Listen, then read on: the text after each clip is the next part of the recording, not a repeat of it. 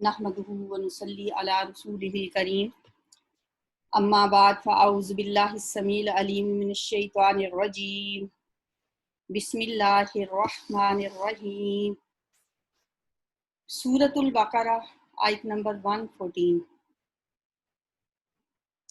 ام حسبتم ام کیا حسبتم تم نے سمجھ لیا ہے، تم نے گمان کیا ہے، ام حسبتم کیا تم یہ سمجھتے ہو، یہ مطلب ہے اس کا حسبہ یحسب سے ان تدخل الجنت یہ کہ تم داخل ہو جاؤ گے جنت میں، ان یہ کہ تدخلو کہ تدخلو دراصل نا تدخلون تھا مضارع، داخلہ یدخلو سے یدخلون ہوتا ہے نا، وہ داخل ہوتے ہیں یا داخل ہوں گے، اسی سے پھر حاضر کا صیغہ کیا بنا تدخلون، تم داخل ہوتے ہو، تو یہ ان کی وجہ سے اس کا آخری نون گر گیا ہے۔ ٹھیک، ہم بہت سے جگہوں پہ ایسا پڑھتے ہیں نا کہ یہاں پہ یہ حذف ہو گیا، یہ گر گیا، یہ گرامر کے اصول ہیں، ظاہر ہے جب ہم نے اتنی ڈیٹیل میں تو بھی نہیں یہ پڑھا، تو اس لیے بس سن لیا کریں اس طرح کی باتیں۔ ان تدخل الجنت کہ تم داخل ہو جاؤ گے جنت میں، ولما حالانکہ ابھی نہیں، لما جو ہے یہ لم کے معنی میں ہے، نفی کے لیے۔ اب دیکھیں ہم نے اب تک نفی کے لیے کتنے الفاظ پڑھیں، لا نہیں، پھر پڑھا لیسا، لیسا البر ان تولوا وجوہکم، وہ بھی نہیں، پھر لم پڑھا، لم کا مطلب بھی نہیں، پھر بعض اوقات ما بھی نہیں کے معنوں میں آتا ہے جب بعد میں اللہ آ جائے تو، اور یہاں پہ لما، اور ابھی نہیں، حالانکہ ابھی نہیں، یاتیکم آئے تمہارے پاس، عطا یاتی تقریباً روز ہی آ جاتا ہے یہ لفظ۔ مثل الذین حالات ان لوگوں کے، یا ابھی نہیں آئی تم پر مثال ان لوگوں کی، یہاں مثل سے مراد صفت ہے، صفات، ایسی صفات یا ایسے حالات ابھی تم پر نہیں آئے، الذین ان لوگوں کے، من خلو جو گزر چکے ہیں۔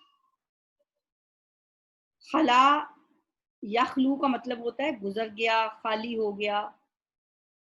مثل الذین خلو ان لوگوں کے حالات جو گزر چکے ہیں، خلوت کا لفظ بھی اسی سے ہوتا ہے، من قبلکم تم سے پہلے، مستہم پہنچی ان کو، مسا یا مسو، مسن پہنچنا، لگنا، چھونا، ٹچ کرنا، مس کرنا، یہ سب اسی کے معنی میں آتے ہیں۔ مست لگی تھی یا پہنچی تھی یا چھو گئی تھی، ہم ان کو، البأساء والضراء، یہ دونوں لفظ ہم پیچھے تفصیل سے پڑھ چکے ہیں۔ بأسا میں کون سی تنگ دستی اور تکلیفیں ہوتی ہیں جو انسان کا جسمانی جن کا تعلق ہوتا ہے، جیسے بھوک وغیرہ، تنگ دستی، مال کی کمی، اور والضراء اس میں ذہنی کوفت بھی ہے، بیماری بھی ہے۔ وزلزلوا اور وہ ہلا مارے گئے، ہلا کے رکھ دیے گئے، زلزلہ یزلزل زلزال، اسی سے لفظ زلزلہ بھی ہے، اذا زلزلت الارض زلزالہا جب زمین زلزلے کے ساتھ ہلا ماری جائے گی۔ زلزلو پیسیو وائس ہے، مجہول ہے، پہلے حرف کے اوپر پیش ہے جس سے پتہ چل رہا ہے کہ یہ مجہول ہے، اور وہ ہلا کے رکھ دیے گئے، اور وہ ہلا مارے گئے، حتیٰ یہاں تک کہ یقولا کہہ اٹھا، پکار اٹھا، الرسول رسول،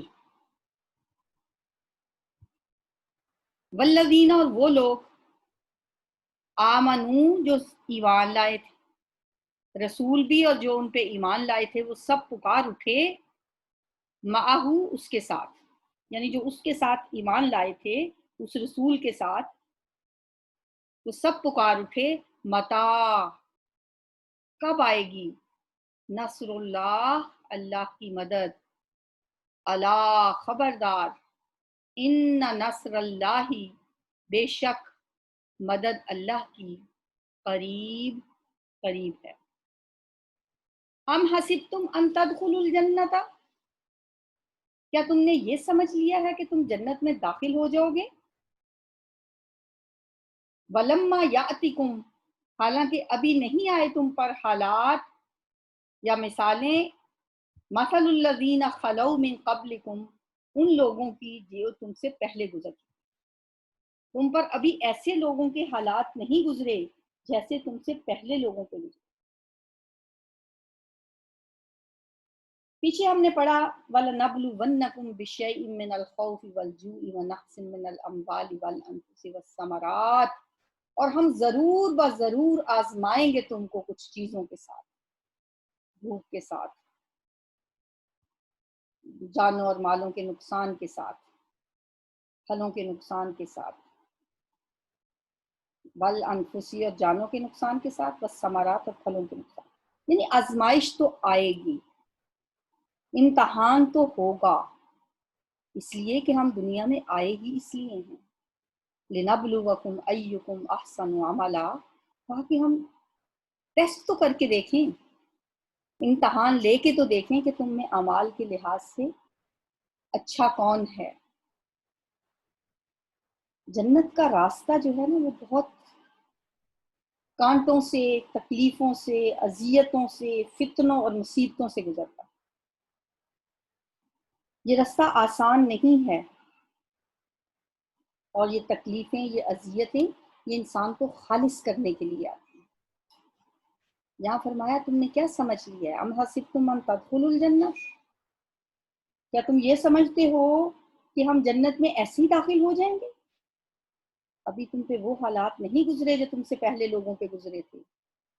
ان پہ کیسے حالات آئے، مستہم البأساء والضراء وزلزلوا، انہیں تنگ دستی اور مصیبتوں نے آ گھیرا اور وہ ہلا کے رکھ دیے گئے، یہاں تک کہ وقت کا رسول پکار اٹھا، متا نصر اللہ، کب آئے گی اللہ کی مدد، رسول بھی اور اس پہ ایمان لانے بھی والے بھی پکار اٹھے کہ کب آئے گی اللہ کی مدد۔ ایک دفعہ نبی صلی اللہ علیہ وآلہ وسلم مکہ میں، یہ تو مدنی صورت ہے نا، اور مدنی صورت میں یہ بات ہو رہی ہے، اور مکہ کے حالات دیکھیں کہ 13 سال کیسی کیسی تکلیفوں سے مسلمان گزرے، کیسی کیسی اذیتیں دی گئیں، وہ سب واقعات آپ کو پتہ ہے، کیسے امیہ بن خلف حضرت بلال پہ تشدد کرتا تھا، کیسے سمیہ، حضرت سمیہ کو ابو جہل اذیتیں دیتا تھا، کیسے خباب بن ارت کو دہکتے ہوئے کوئلوں کے اوپر لٹایا گیا اور ان کے جسم کی چربی پگھل پگھل کے ان کے وہ کوئلے بجھ رہے تھے، تو وہی خباب بن ارت جو ہیں ایک حدیث روایت کرتے ہیں، وہ کہتے ہیں کہ میں نبی صلی اللہ علیہ وآلہ وسلم کے پاس گیا، آپ کعبہ کے سائے میں بیٹھے ہوئے تھے،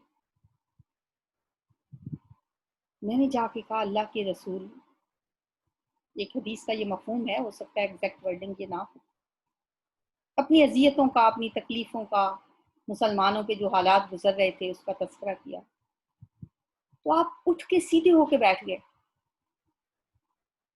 آپ نے فرمایا تم ابھی سے گلہ کرنے لگ گئے، تم سے پہلے لوگوں پہ ایسے حالات گزرے کہ ان کے جسموں پہ لوہے کی کنگھیاں چلا دی گئیں، ان کے سروں کے اوپر آرا رکھ کے ان کے جسموں کے 2 ٹکڑے کر دیے گئے، تم پہ ابھی وہ حالات نہیں آئے۔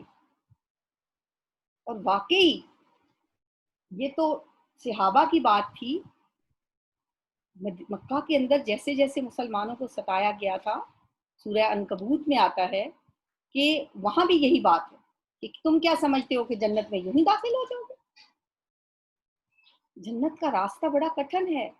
نبی صلی اللہ علیہ وآلہ وسلم کا ذاتی طور پہ آپ نے جن جن اذیتوں سے آپ کو گزرنا پڑا، ان میں سے آپ کا طائف کا دن یاد کر لیں، کیسے آپ کو ستایا گیا، کیسے آپ کو اذیت دی گئی کہ پتھر مار مار کے آپ کے جوتے خون سے جوتے بھر گئے، تاک تاک کے پتھر مارے جاتے تھے آپ کے ٹخنوں کے اوپر، اور آپ کے ساتھ صرف حضرت زید تھے۔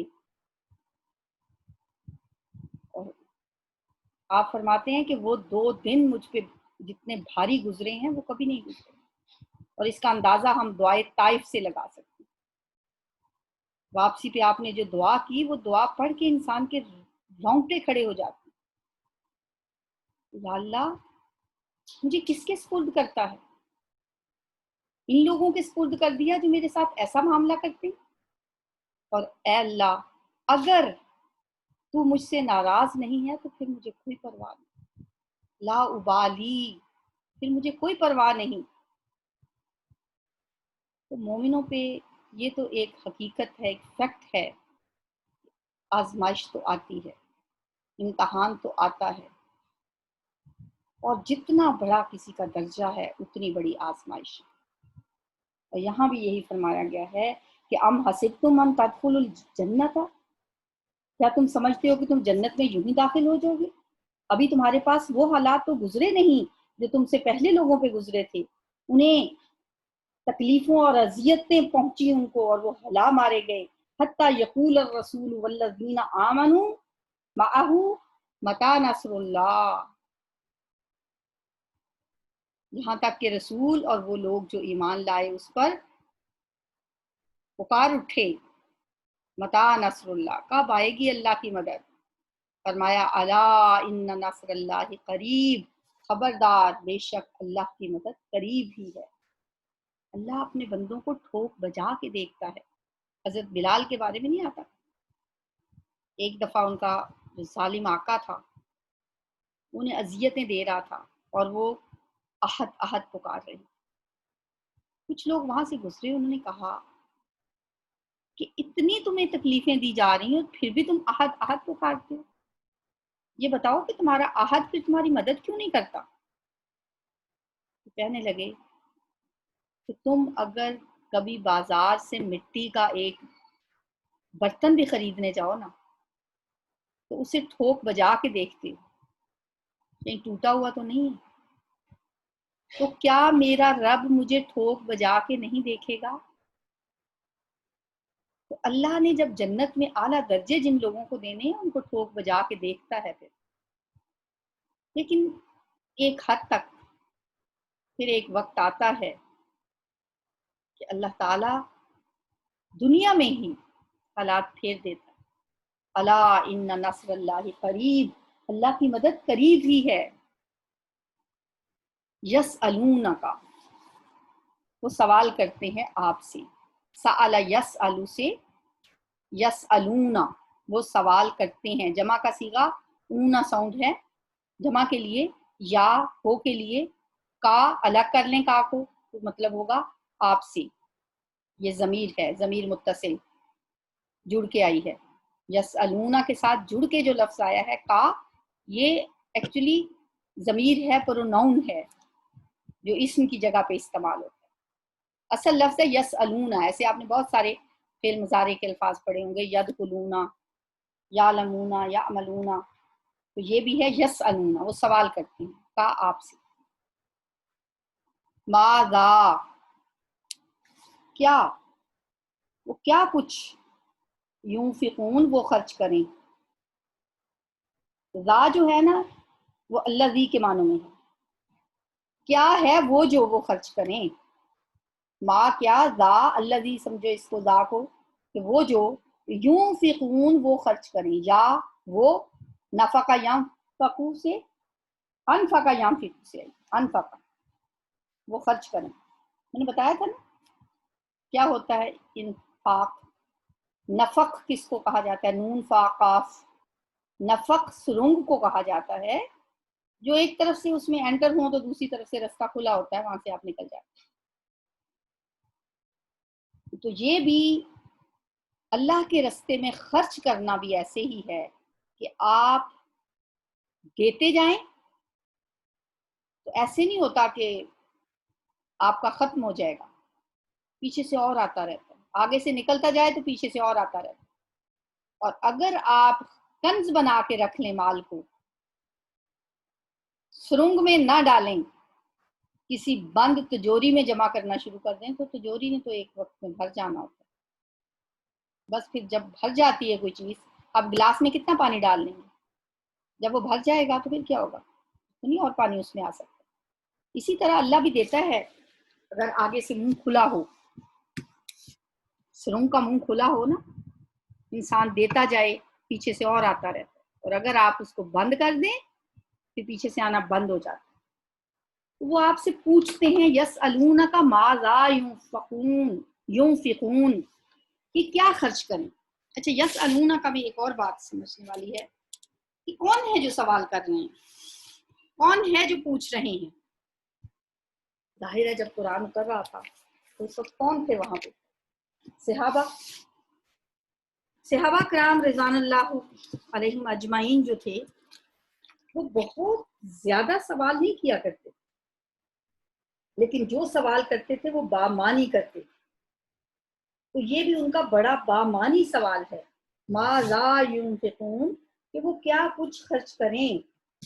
قل، کہہ دیجئے، ما انفقتم، جو تم خرچ کرو، ما، جو، انفق، خرچ کرو، تم،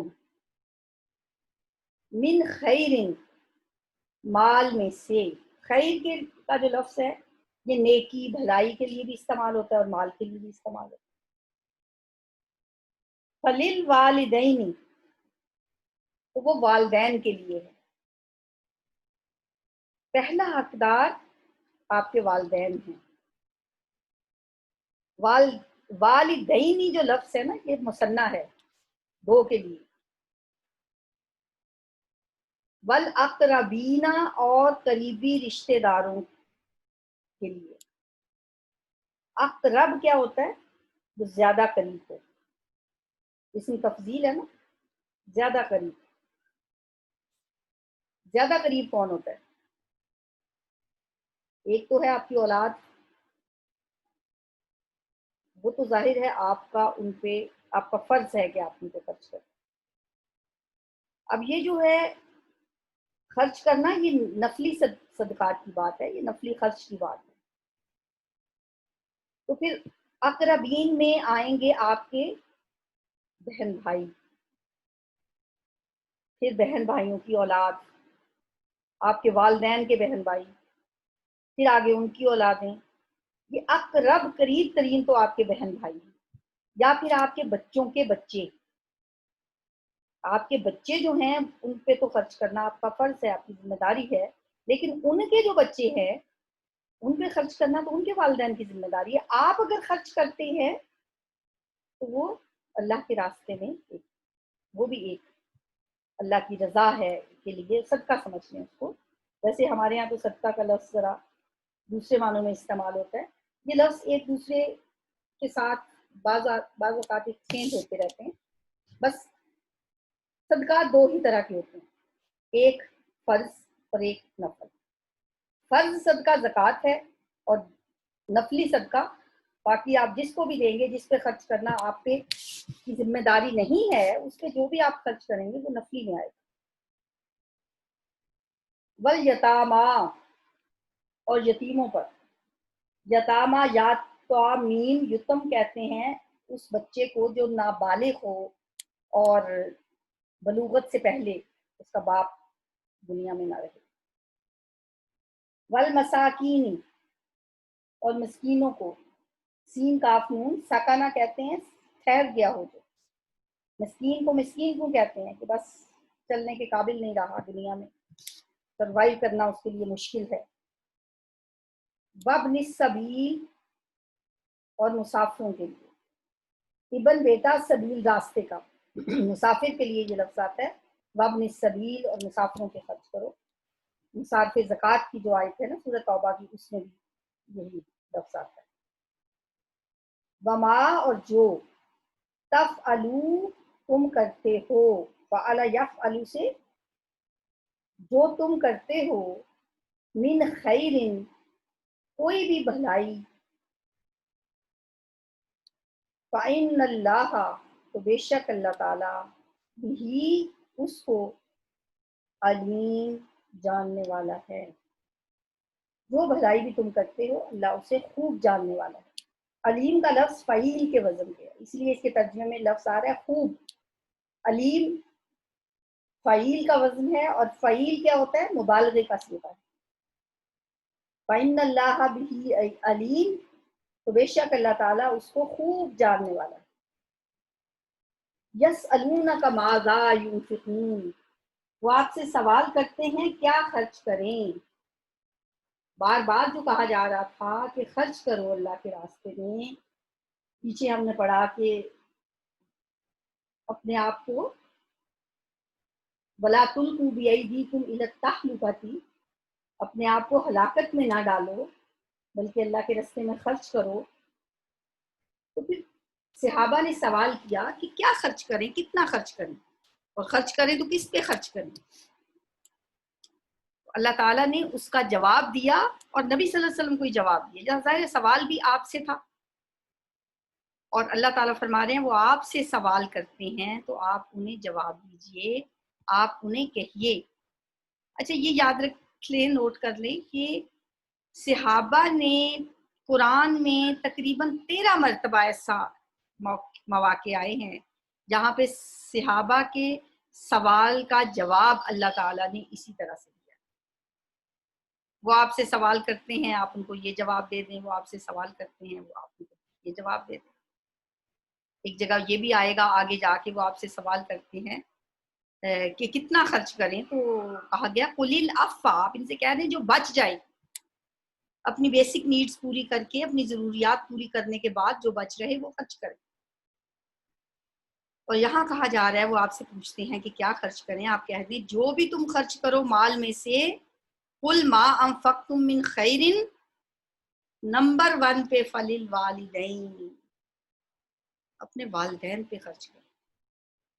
اچھا ہم کیا سمجھتے ہیں بعض اوقات یہ کہ بس اللہ کے راستے میں اگر خرچ کرنا ہے تو کوئی بہت ہی ایسا بندہ مل جائے ہمیں کہ جس کو کچھ کھانے کو بھی نہیں مل رہا،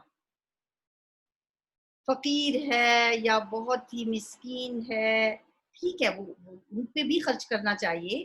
لیکن اگر ہم اپنے ہی گھر میں اپنے ہی والدین پہ خرچ کر رہے ہیں تو وہ بھی اللہ کی رضا کے لیے. اب یہاں اس آیت کو ذرا دھیان سے پڑھ لیں. پوچھتے ہیں آپ سے، اور جواب دیا کہ نمبر 1 پہ اپنے والدین پہ خرچ کریں. اچھا میں نے جب یہ آیت پہلی دفعہ پڑھی تھی اس کے بعد بڑی تسکین ملتی تھی پیرنٹس کے لیے، اپنی مدر کے لیے یا مدر ان لا کے لیے. کبھی کوئی بہت اچھا سا تحفہ لینا، بہت قیمتی سا سوٹ خریدنا، تو بڑا اچھی فیلنگ آتی تھی کہ یہ اللہ تعالیٰ نے بھی قرآن میں فرمایا کہ سب سے پہلے والدین پہ.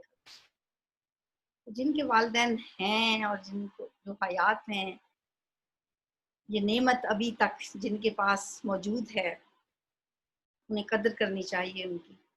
اور اپنی، بے شک آپ کا ہاتھ تنگ بھی ہے، ہر مہینے اپنے والدین کے لیے کچھ نہ کچھ، کوئی نہ کوئی ایسی چیز ان کو دیں جا کے، اور اگر سرپرائز دیں اور جس سے ان کا دل خوش ہو جائے.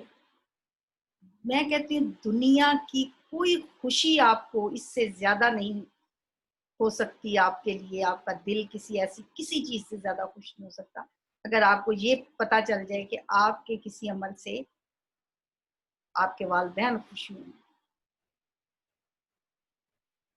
یہ ان لوگوں سے پوچھیں جن کے والدین نہیں ہیں اپنے میں. والاقربین، اور دوسرے نمبر پہ رشتہ دار. مطلب اللہ تعالیٰ نے والدین کے بعد قریبی رشتہ داروں کا حق سب سے زیادہ رکھا ہے. اور ہم یہ سمجھتے کیا ہیں کہ غیر جو ہیں نا ان کے ساتھ پھر ہمارے تعلقات بہت اچھے ہوتے ہیں. جتنے قریبی رشتہ دار ہیں ان کو تو بس ہم دکھانا ہی اپنا فرض سمجھتے ہیں کہ ہم ان کو بتا دیں، ان کو دکھا دیں کہ ہمارے پاس یہ چیزیں ہیں. اور اللہ نے کیا فرمایا کہ ان پہ خرچ کرو. اللہ کو خوش کرنا ہے تو یہ ترتیب یاد رکھ لیں کہ والدین کے بعد اب ان کا حق ہے، ان پہ خرچ کرو. اور ان میں بھی ہم یہی ڈھونڈتے رہتے ہیں کہ کون ایسا ہے کہ بس جو بالکل ہی گیا گزرا ہے، بس اس کو جس کو ہم زکوٰۃ دے سکے ایسا ہی تلاش کرتے رہے. یہ ضروری نہیں ہے کہ وہ بہت غریب ہوں تو ہی آپ ان کو دیں. جو آپ کے لیول کے بھی ہیں اگر آپ ان کو بھی دیں گے کوئی تحفہ وہ خوش نہیں ہوں گے. جب بندہ خوش ہو گیا، جب رشتہ دار آپ سے خوش ہو گیا تو اللہ بھی خوش ہو گیا. کیونکہ یہ نفلی بات ہے، یہ فرض کی تو بات ہی نہیں، زکوٰۃ کی تو بات ہی نہیں ہو رہی. قریبی رشتہ داروں کا خیال رکھو. اور بے شمار ہمارے ایسے بھی رشتہ دار ہوتے ہیں جو ہم سے نیچے ہوتے ہیں. یہ ضروری نہیں ہے کہ ہم کہیں کہ نہیں وہ تو سب کچھ ہے ان کے پاس، کیا نہیں ہے ان کے پاس. بھی ان کو بھی اللہ نے دیا ہے، آپ کو بھی اللہ نے دیا ہے. جب اللہ آپ کو دیتے ہوئے ماپ تول نہیں کرتا تو ہم کیوں ماپ تول کریں. پھر والیتاما، یتیموں کو، مسکینوں کو، مسافروں کو. وما تفعلوا من خیر، اور جو بھی تم کرو گے بھلائی میں سے، جو بھی تم کرتے ہو کوئی بھی بھلائی، فإن اللہ بہ علیم، بے شک اللہ تعالیٰ اس کو جاننے والا ہے. اس لیے کیوں جاننے والا ہے؟ وہ علیم بذات الصدور ہے، وہ سینوں کے بھید جانتا ہے. وہ آپ کے دینے کو بھی جانتا ہے، آپ نے کیوں دیا ہے اس کو بھی جانتا ہے، آپ کے دل کے اندر جو بات ہے اس کو بھی جانتا ہے.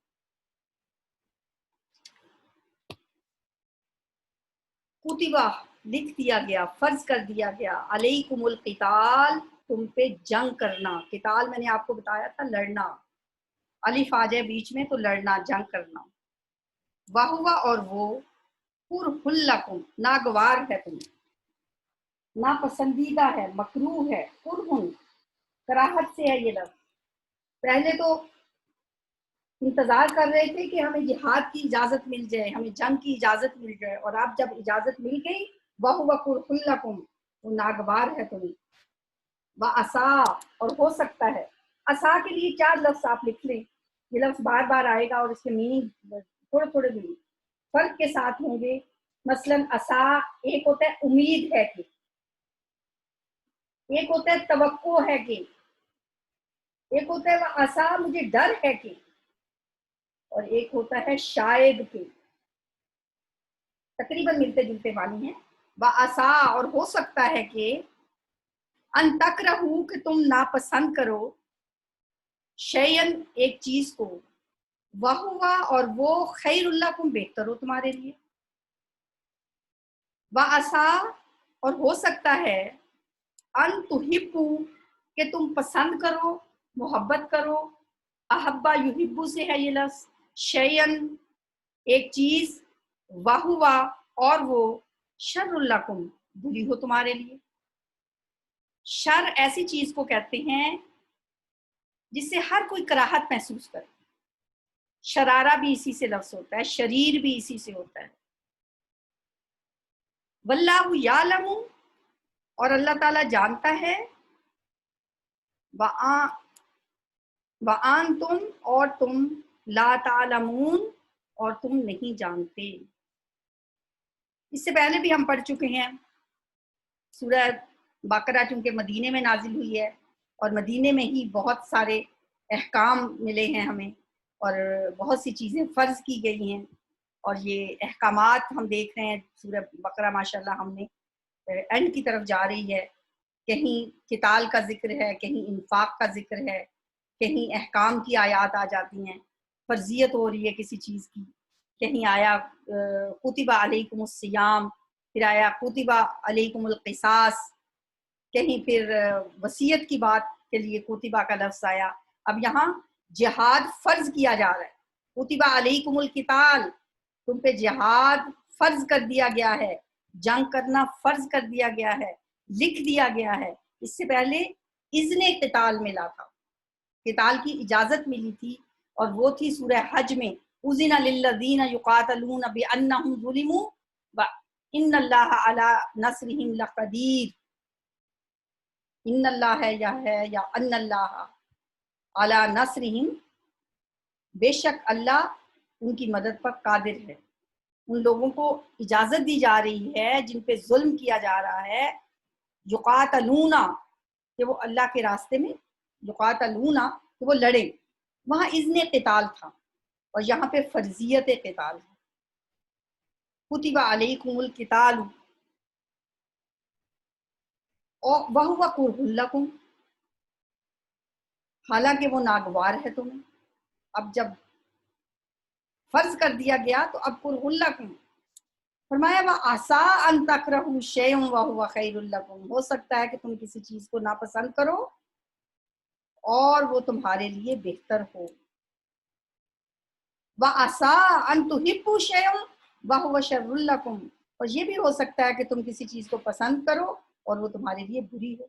یہ ہمارے لیے ایک زندگی کا بہترین ایک اصول ہمیں یہاں سمجھا دیا گیا، بتا دیا گیا. اور اگر ہم اس اصول کو سمجھ لیں تو میں سمجھتی ہوں کہ ہماری زندگی میں بہت سارے جو الجھنیں ہوتی ہیں نا وہ حل ہو جائیں. بعض اوقات ہم ایسے ہی کڑتے رہتے ہیں، پریشان ہوتے رہتے ہیں، پتہ نہیں یہ کیوں ہو گیا، یہ کیسے ہو گیا، ایسے تو نہیں ہونا چاہیے تھا. اس وقت انسان یہ آیت اپنے سامنے رکھے. ہو سکتا ہے کہ کسی چیز کو تم ناپسند کرو اور وہ چیز تمہارے لیے اچھی ہو، اور ہو سکتا ہے کہ تم کسی چیز کو پسند کرو وَهُوَ شَرٌّ لَكُمْ وَاللَّهُ يَعْلَمُ وَأَنْتُمْ لَا تَعْلَمُونَ، اور اللہ تعالیٰ جانتا ہے اور تم نہیں جانتے. اللہ پہ چھوڑ دینا چاہیے کہ میرا اللہ میرے لیے برا کیوں سوچے گا. جو 70 ماؤں سے بڑھ کے محبت کرنے والا ہے وہ میرے لیے برا نہیں چاہے گا. میرا رب میرے لیے جو بھی حالات میرے اوپر آتے ہیں، ہو سکتا ہے کہ یہ میرے لیے اس میں کوئی نہ کوئی خیر کا پہلو ہو. اور اگر انسان دیکھے تو کہیں نہ کہیں سے بعد میں اسے پتا چلتا ہے کہ واقعی اس میں کوئی نہ کوئی خیر کا پہلو. ہاں، بس اللہ سے یہ دعا ہے کہ ہم پڑھتے تو جا رہے ہیں، ہر آیت کو سمجھنے، اس پہ عمل کرنے اور اس میں سے کوئی نہ کوئی اپنے لیے سبق تلاش کرنے کی اللہ تعالیٰ ہمیں توفیق دے. سبحانک اللہم و بحمدک، نشہد ان لا الہ الا انت، نستغفرک و نتوب الیک. السلام علیکم ورحمۃ اللہ وبرکاتہ.